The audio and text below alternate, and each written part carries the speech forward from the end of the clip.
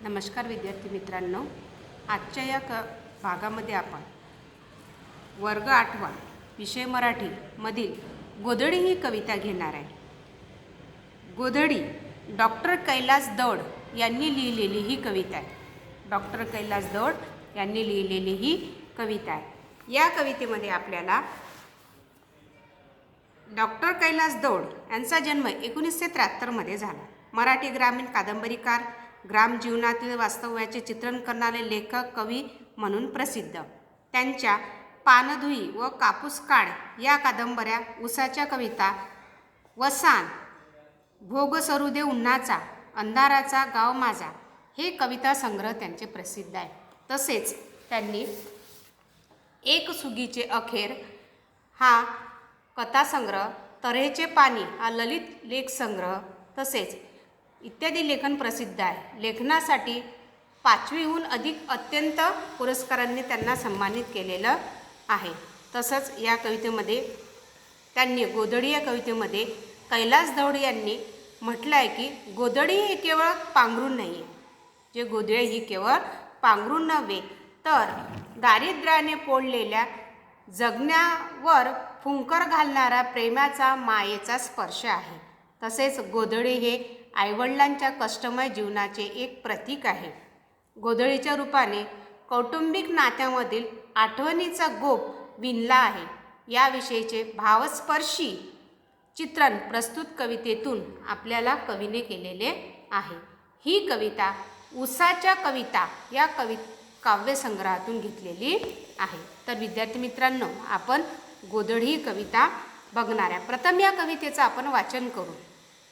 या कवितेमध्ये त्यांनी गोधडी म्हणजेच नसतो फक्त चिंध्यांचा बोचका, गोधडी म्हणजे नसतो फक्त चिंध्यांचा बोचका, गोधडी म्हणजेच गोधडी असते, मायेलाही मिळणारी ऊब असते। गोधडीला असते अस्तर, बापाच्या फाटक्या धोतराचे किंवा आईला बापाने घेतल्या फाटक्या लुगडाचे। आत गोधडीत अनेक चिंध्या असतात। बसलेल्या दाटीवाटीनं आईनं दाटावून बसवलेल्या, तेव्हा त्या फक्त चिंध्याच नसतात, त्यात असतो मामानं घेतलेला भाच्याच्या जीर्ण कुडता, तसेच माहेरातून आलेलं आईच्या लुगड्याचं पटकूर आणि पहिल्या संक्रांतीला बानं घेतलेलं, आईनं असंख्य ठिगड्यानं लावलेलं तिचं लुगडं, लाडकं लुगडं आणि बापाच्या कोपरीच्या बाह्या आईनं ते सगळं स्मृतीच्या सुईनं शिवलेलं असतं त्यात। तसेच म्हणून गोधडी म्हणजे नसतो चिंध्यांचा बोचका, ऊब असते, ऊब असते, ऊब।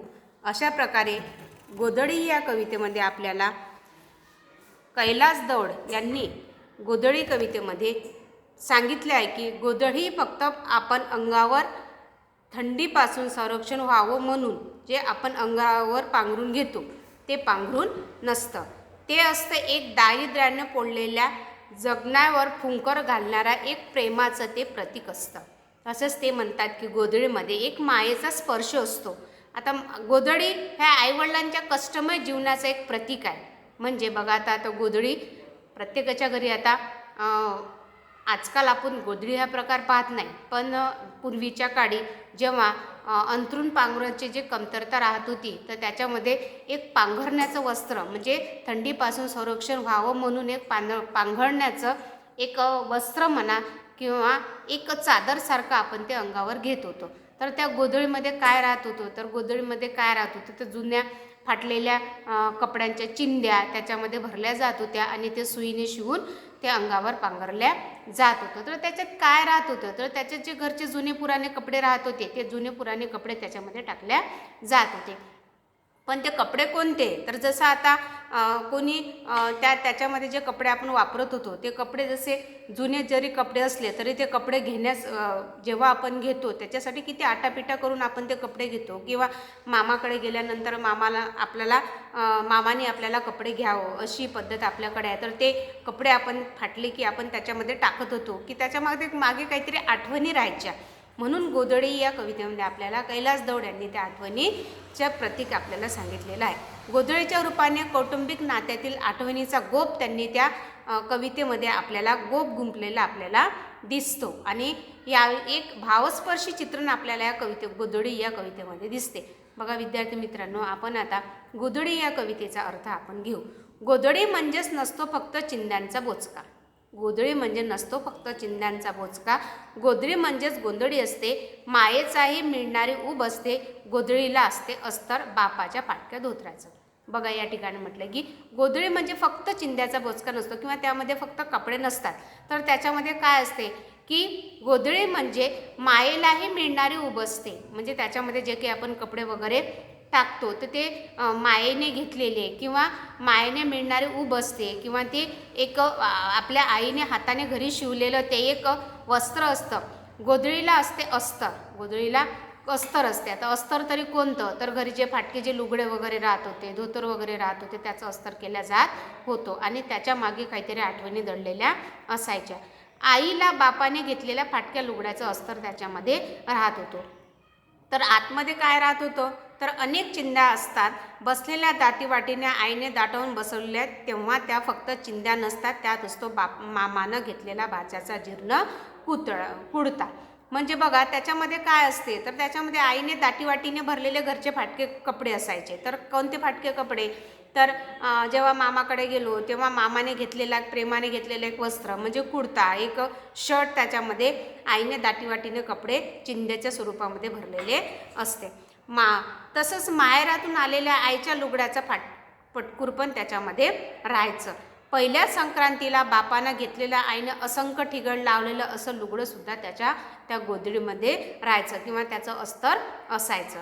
बाच्या कोपरीच्या बाया आईनं ते सगळं स्मृतीच्या सुईनं शिवलेलं असायचं. म्हणजे जसं की आपण जेव्हा त्या कपड्यामध्ये आठवणी असायचे की एखादा कपडा आपल्याला जर घरी पडलेला दिसला किंवा त्या गोधडीमध्ये दिसला, नाही आपण मामाकडे गेलो होतो तेव्हा मामाने आपल्याला हे शर्ट घेतलं होतं, त्याच्यामध्ये मागे काहीतरी आठवणी असतात.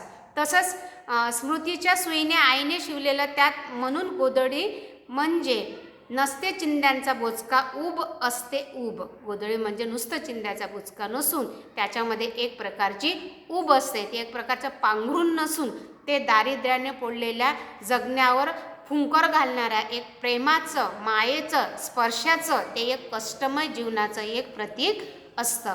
अशा प्रकारे गोधडी या कवितेमध्ये आपल्याला डॉक्टर कैलास दौड यांनी आपल्याला या गोधडी कवितेमध्ये एक दारिद्र्याने पोळलेल्या जगण्यावर फुंकल घालणाऱ्या प्रेमाच्या, मायेचा स्पर्श अशा गोधडीचं जे आईवडिलांच्या कष्टमय जीवनाचं प्रतीक म्हणून आपल्याला या गोधडीमध्ये जे आठवणीचा गोप गुंफलेला आपण म्हणतो ते भावस्पर्शी चित्रण या कवितेमध्ये केलेलं आपल्याला दिसतं.